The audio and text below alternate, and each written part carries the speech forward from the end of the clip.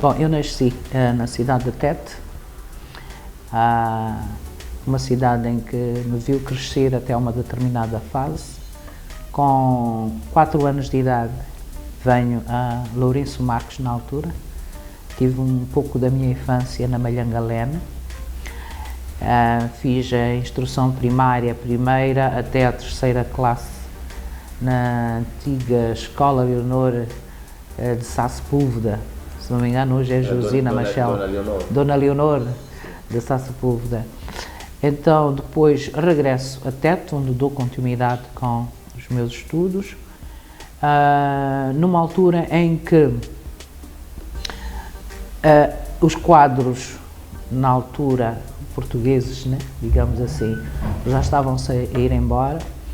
Houve uma decisão do Ministério da Educação de recrutar jovens para fazerem a formação para atender às necessidades do país.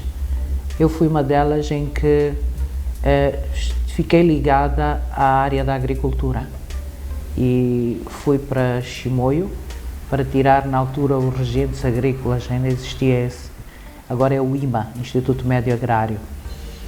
Mas antes disso eu já fazia alguma colaboração com a rádio, porque naquela fase da juventude a tendência era fazer poesia, estávamos numa fase eufórica, não é?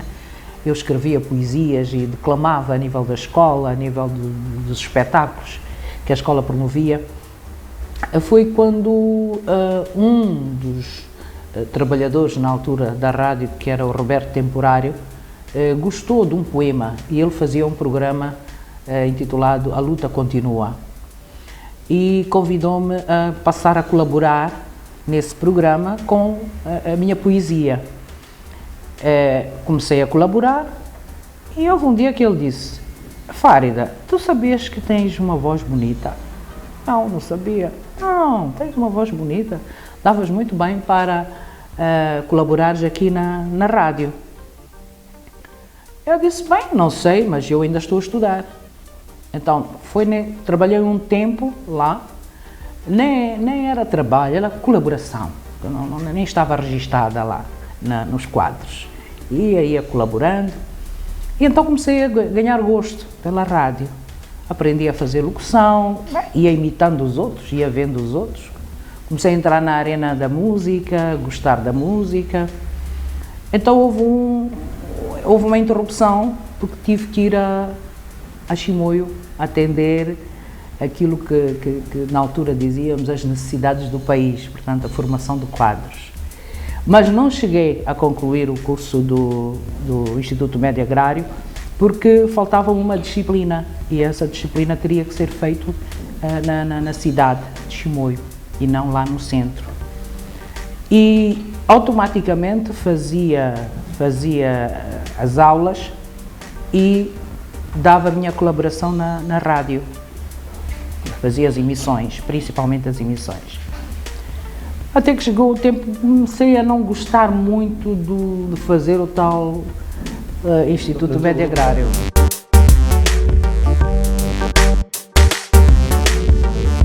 Há alguns nomes que ainda me recordo.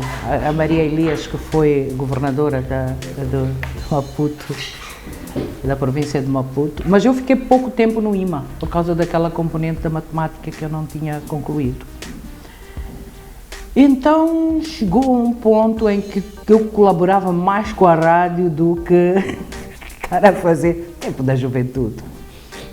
Então acabei abraçando mesmo a rádio, regressei para a província de Tete e continuei a estudar lá e já tinha um pequeno contrato. Nós éramos intitulados de extras.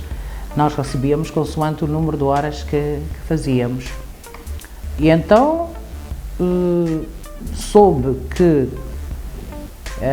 os portugueses na altura estavam a ir embora, a rádio começou a ficar desfalcada e apareceu lá em Tete o primeiro diretor-geral da Rádio Moçambique, Rafael Maguni, acompanhado do falecido Carlos Onuana. Eles estavam a fazer uma viagem para recrutar pessoas para a sede, na altura. Então conheceu-me, ouviu a minha locução, fez-me algumas perguntas e procurou saber se eu queria vir para Maputo. Vi trabalhar em Maputo. Eu na altura era menor. Ele disse, olha, eu gostaria, mas tenho que pedir autorização à minha mãe. Então, pedi autorização à minha mãe, fui lá à casa, conversou com a minha mãe não queria. Não, ela tem que estudar e depois para de estudar, não. Ela vai continuar os estudos em Maputo. Então acabei vindo e fui-me hospedar em casa da Marta Citói. Fiquei lá com a Marta Citói, que era aqui perto da rádio, ela vivia aqui perto da rádio. Portanto, foi a responsabilidade da rádio, né? Vim, fiquei um tempo, mas pretendia-me casar. Pretendia casar-me e eu fui falar outra vez com o diretor-geral e ele disse, mas como? Eu acabo de trazer para aqui, estás a fazer um bom trabalho, daqui vais evoluir. Eu disse, não, eu quero casar. Queres casar? E ele já muito aborrecido diz que sim, agora vais continuar como esta. Podes voltar, mas vais continuar como esta. Fiquei triste, mas pronto, eu queria casar, não é? Tinha que casar em Tete. Em Tete, porque pronto, o noivo estava lá, em Tete. Bom, ainda era namorado, depois passou a noivo, né? Mas neste entretanto, antes dessas decisões todas de casamento, nós não tínhamos casa quando vínhamos aqui para Maputo. Eu, Isidino Fakirá e todos os outros não tínhamos casa. Ou ficávamos em casa de familiares. Então o Rafael Maguni arranjou uma flat, não me vou esquecer, no PH7. E chamou-nos, a mim e o Fakirá. Vocês não podem casar? Casar? Não, eu tenho noivo. Não, vocês podiam casar porque eu tenho uma flat. Dava para vocês os dois. Podiam casar, ele aconselhar a casarmos. O Fakirá disse, não, casar não. A Farida já é noiva. Eu não posso resolver o vosso problema em separado, porque só existe uma flat. Olha, então apareceu esta questão do casamento e ele ficou muito triste, de facto. Não queria que eu saísse aqui de Maputo. Olha, acabei regressando a Tete, continuei a ser a tal extra que recebia por horas e depois, mais tarde, é que passei a efetivação, isto é 1981, passei a ser efetiva na rádio e quando podia vinha para aqui, trabalhava um tempo, regressava, até que por causa do casamento, o meu marido foi transferido na altura para aqui, para Maputo. Vim cá para Maputo e cá fiquei.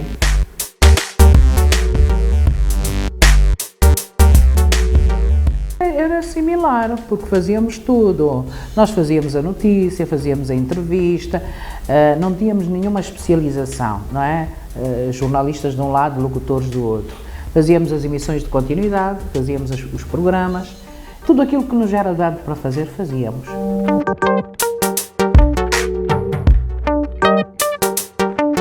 Fiz um programa virado para a mulher, né? O programa da mulher. Foi memorável porque, pronto, foi numa fase em que se falava muito sobre a emancipação da mulher. E as vozes que nós conseguíamos pôr no programa eram como tudo novidade, né? As políticas, as filosofias, portanto, quando se falava da emancipação era novo, tudo era novo. Este foi um programa que eu gostei imenso de fazer. Fiz um outro programa que era Guiando e Ouvindo Música, que era um programa virado para o trânsito, mas o memorável mesmo foi o programa da mulher.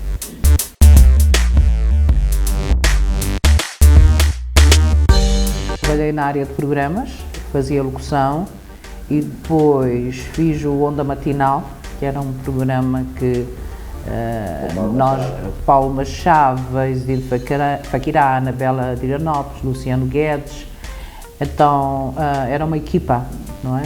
E fizemos a Onda Matinal e passei depois, mais tarde, a chefiar como chefe de secção no bloco da noite, não é?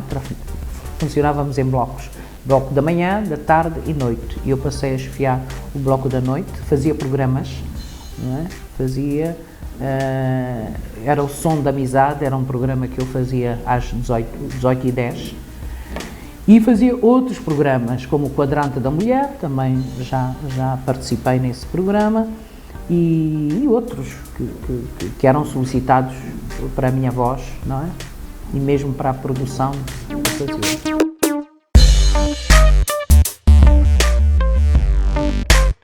Uma das coisas que eu fazia muito era o treinamento da voz, não é? Treinava muito a voz, eu gostava de investigar, não é? Eu imitava um pouco aquilo que os músicos fazem no treinamento para o aquecimento de voz. E lia bastante e alto, não é? E penso que uma das coisas que eu consegui agarrar, que o meu professor nisso foi o Sr. Carlos Silva, foi a expressão, a emoção, não é? Quando é que devo pôr a emoção na voz? Ao ler o noticiário, qual deve ser, portanto, a minha postura na voz? Ao ler um programa recreativo ou a apresentar um programa recreativo, qual deve ser o meu tom, não é? Na apresentação? Quando se fala em recreativo, fala-se em algo alegre, não é? Estas componentes eu consegui ensinar, consegui agarrar, não é? Graças a alguns ensinamentos que eu tive do Sr. Carlos Silva. Isso é que fez-me manter. E uma das coisas é como manter a voz, não beber coisas geladas, evitar comidas muito condimentadas, e pronto, fui seguindo. Como eu não bebo coisas muito geladas, uma vez e outra, para tentar, é o meu instrumento de trabalho, então se é o meu instrumento de trabalho eu tenho que cuidá-lo.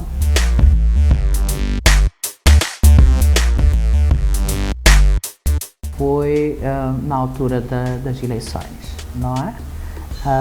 Quando me propuseram para fazer um programa relacionado à educação cívica, portanto foi um momento muito interessante, porque era a primeira vez que eu estava a lidar com este tipo de temas, né? Democracia, eleições. Então mandaram-me fazer um programa sobre educação cívica aqui na Rádio Moçambique, onde tínhamos também uma especialista e tínhamos as perguntas dos ouvintes e os esclarecimentos, não é? Foi um momento também de aprendizado meu, não é? E outro momento importante foi na altura em que o culminar já do processo, quando nós começamos a publicar os resultados parciais, não é? Chamar os emissores provinciais, ter alguém, um especialista ou um analítico a fazer, portanto, uma análise do processo. Eu achei esse trabalho um trabalho de muita responsabilidade e que gostei imenso de fazer, e fazer parte desse processo foi nas primeiras eleições gerais em Moçambique.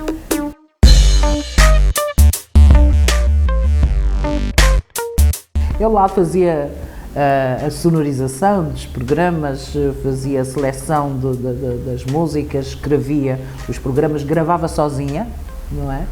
Então, quando eu chego aqui, deparo-me com, pronto, alguma especialização, né? Tenho os sonorizadores que apenas fazem a sonorização, os repórteres apenas a reportagem, os noticiaristas apenas os noticiários. E então foi um pouco complicado adaptar-me, mas acabei-me adaptando.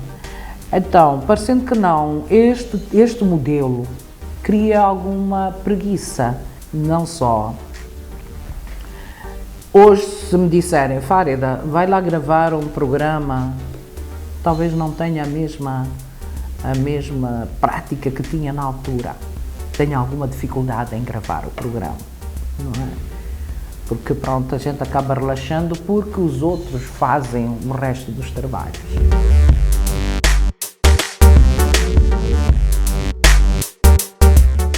acho que foi mudando, primeiro na linguagem, não é? Nessa altura, na fase da Revolução, a linguagem era uma. Depois vem o multipartidarismo, a palavra democracia, as coisas começaram a mudar de figura, não é? Foram mudando consoante as épocas que o país estava a atravessar. E hoje, se formos a ver, a linguagem é outra e talvez até mais distorcida, pouco cuidada, não é? Então muita coisa foi mudando. Eu gostei da época em que havia um pouco mais de disciplina, havia um pouco mais de responsabilização, as pessoas criavam, não é? Faziam as coisas com responsabilidade.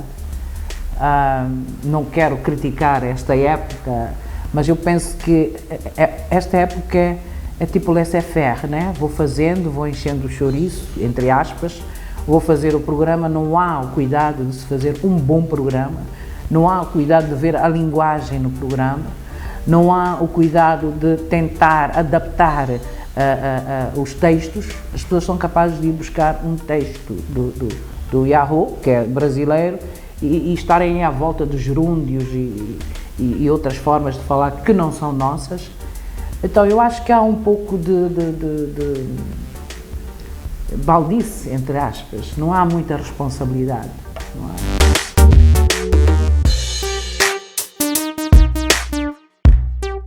Meus professores foram meus professores, eu aprendi muito com eles.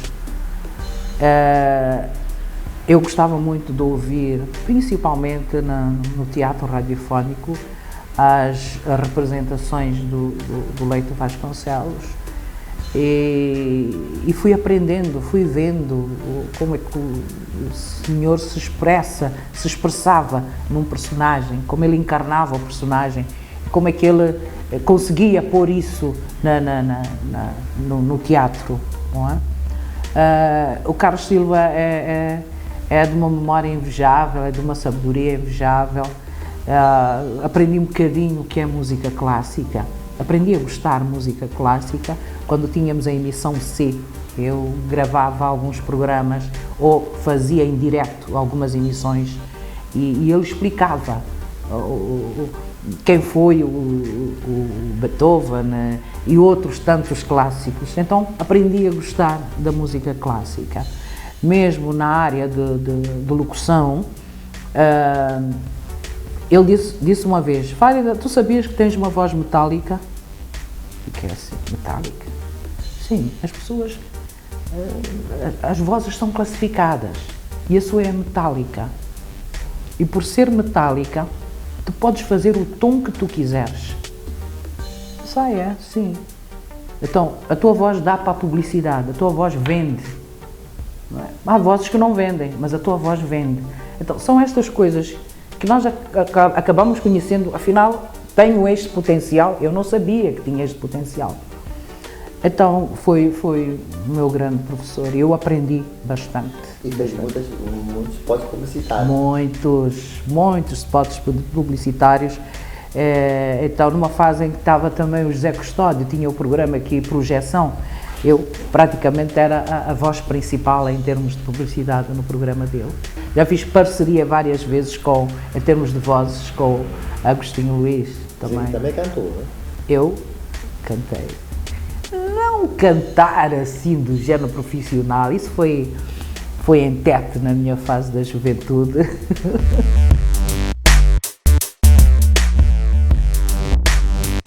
Um pouco pela experiência que tenho aqui no centro de formação, uma das coisas que eu digo sempre aos jovens é a lucidez, ser lúcido, ter alguma capacidade intelectual, ler bastante, não basta ser locutor papagaio, não. A pessoa tem que falar com conhecimentos de causa, a pessoa tem que se instruir, tem que se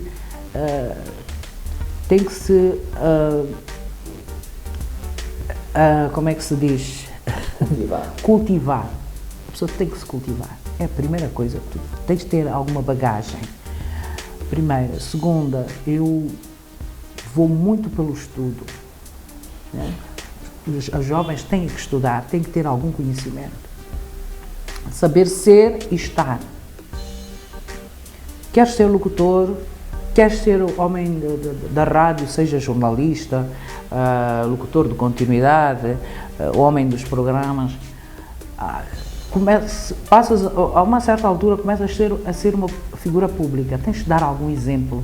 Não estou a dizer que a figura pública não falha, não tenha erros, mas as pessoas têm que te ver como um espelho de alguma coisa boa, não é? Nós temos visto, por exemplo, colegas que acabam um pouco mal na vida, porque o que fica na cabeça é o estrelato, depois já não entra mais nada, não é? Então eu penso que o estrelato, os outros que vejam o estrelato. Eu até hoje, estou a aprender. Eu aprendo todos os dias. Então, são estas mensagens que eu, às vezes, passo aos jovens que passam aqui pelo centro de formação. Primeira coisa, estás a estudar? Não, só estou a fazer a 12ª. Não, eu agora estou a tentar ir para a universidade e neste interregno quero ver se aprendo alguma coisa aqui no centro e não sei o quê. E eu tenho sempre esse cuidado de passar mensagens para as pessoas se cultivarem, saberem ser e estar no país. Ok, queres ser estrela, queres ser figura pública, mas não te esqueças de algumas coisas que tens que ter. Não é? São estas mensagens. Não vou pôr de lado, falando de locutores, por exemplo, a voz é importante, é muito importante. O conhecimento também é importante. Não digo o conhecimento da pessoa ir para uma carteira de uma escola, mas aquele seu dia a dia, não é? Ele, se quer comunicar, ele tem que conhecer onde está, não é? Ele, se quer comunicar, ele tem que saber ser e estar. Eu penso que nessa altura, dessa geração toda, não tínhamos tantas universidades assim, não é? E que talvez até muitos não tenham ido para a universidade, mas têm este dom de ser um bom locutor, nascem com um pouco disto, não é? E depois foram desenvolvendo, não é? Então é preciso ter dom, é preciso nascer com um bocadinho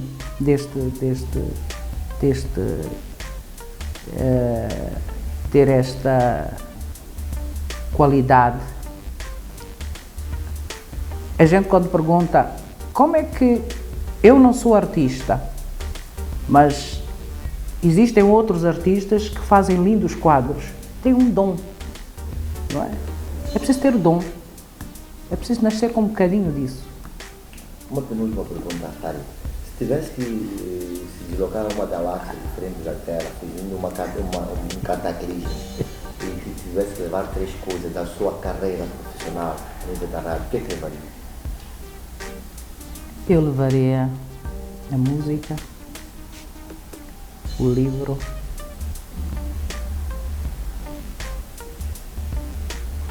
e a vontade de continuar a fazer coisas.